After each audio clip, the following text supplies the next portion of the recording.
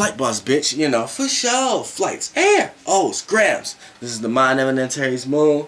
And I'm here to carry out God's duties and motherfucking responsibilities. And we're in the Venus series right now, so we're gonna talk about the next sign, which is Venus and Virgo. Now Venus is sleep here. You know what I'm saying? It's sleep. So that means it's sleep. It's at work. Venus is at work and it's sleep in Virgo. And it's at work in Aries. You know what I'm saying? It's at work in Scorpio. You know what I'm saying? Venus is at work because it's away. Venus homes are Taurus and with co-ruler Taurus, and which is the natural ruler of Taurus, Earth, and the other home is Libra, right? So it's away. So it's away at Scorpio and Aries, which that means it's at work. It puts itself to work. You know what I'm saying? It has to work on what it's actually feeling or whatever like that, and because it's the filler planet, which you love and appreciate, whatever like that. And it's sleep because it's exalted in Pisces, which is where it's want to be. So after it's all said and done and it's tired and it has to rejuvenate and get refreshing again, it does that in Virgo. It's sleep in Virgo. So right here, these people may not feel loved. They may not. A lot of times, Virgo sun signs may not feel love from their parents or siblings.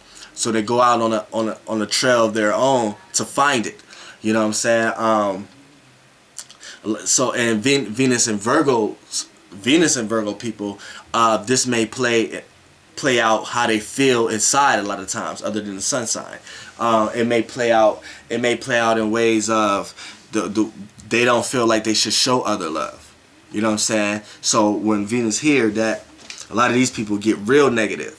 You know what I'm saying? Or they might get real critical to the point that they block their experience of love. You know what I'm saying? So the point that when they go in their own secluded home or their own space, which is the fourth house, they want that. And they overly want that, but they feel like they don't get it, so they build a resentment of not to give it to others, which they're only doing that to themselves, and it becomes a cycle. You know what I'm saying? So you have to understand that also. You know what I'm saying? Then you have the ones out there who feel like they have to overly love others, but then they attract situations and people that don't love them back. You know what I'm saying? Because it'll play out like that. So this is some ongoing balance that they have to learn.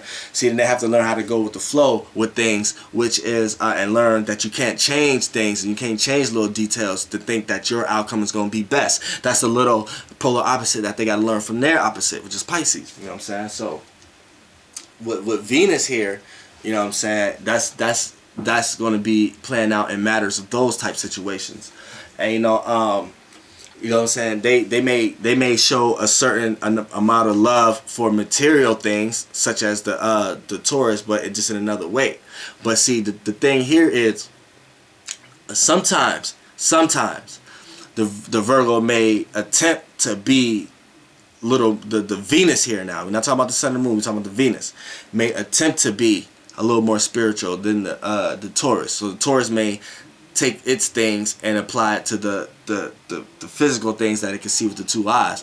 Virgo may try to see with the Venus here. They may try to see things and know that it's just there and that's where it's supposed to be. So it may make them be a lot more spiritual.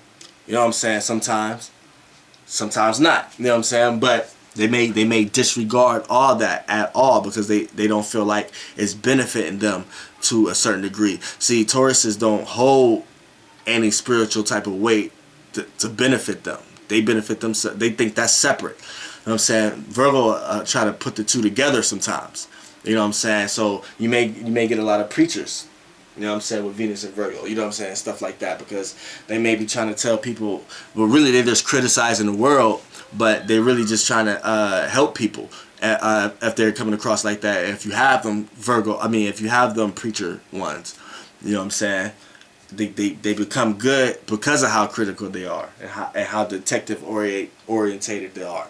You know what I'm saying? They peep everything. They see everything. Don't think they don't. They may not tell you they do, but they peep everything. You know what I'm saying? So these are people who want to receive love, but they're waiting to receive it the way they like it so they can give it, basically. You know what I'm saying? If it's coming in a way that they don't agree with, they don't look at it as love in the first place. You know what I'm saying? So that's another thing. Another thing, Venus here too. Venus, you know, Venus don't quite understand it. It's like, because it's like a give and receive. So a lot of times, but it's mutable. So a lot of times it can go with the flow, but be critical along the way, to the point that it's like going with the flow without going with the flow. So it's here moving along and relating to others, but always feeling like something could be better. Always feeling like something not right. Always feeling like this could be better, or this not right, or things should be done this way, or things should be done that way. And that could become a problem for others at times. But that's needed at times. So you have to understand that too. You just have to understand when it's the right time to do it, and when not the right time to do it. Which you can learn that from your sextile partner Scorpio. You know what I'm saying? And you can learn timing best from the opposite. You got an opportunity to learn timing. You know what I'm saying? The timing and the right time, because Capricorns rule time. You know what I'm saying? We're gonna talk about that when we get into that. So, you know, overall, in a nutshell, these people can love just when it come across in a way that they see fit. You know what I'm saying? It has to be right. It can't be just, no, I'm just getting into this for no practical reason. It has to see the practical outcome and really appreciate that, to know that it's going to be there in order to fully express the love that it really has. You know what I'm saying? So that's right here, Venus and Virgo in a nutshell. Flight boss, bitch, you know, for sure. Airgram.